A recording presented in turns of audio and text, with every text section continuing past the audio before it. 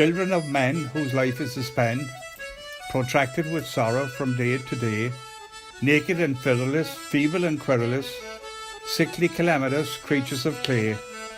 attend to the words of the sovereign birds, immortal illustrious lords of the air, who survey from on high, with a merciful eye, your struggles of misery, labour and care,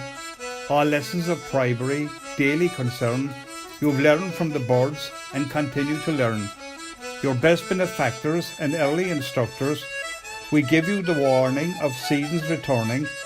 when the cranes are arranged and muster afloat in the middle air with a creaking note, steering away to the Libyan sands, then careful farmers sow their lands. The crazy vessel is hauled ashore, the sail, the ropes, the rudder and oar,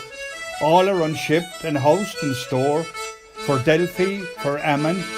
Dodona in fine, for every our auricular temple and shrine, the birds are a substitute equal and fair, for on us you depend, and to us you repair, for counsel and aid when a marriage is made, a purchase, a bargain, a venture in trade, unlucky or lucky, whatever has struck you, an ox or an ass that may happen to pass, a voice in the street or a slave that you meet,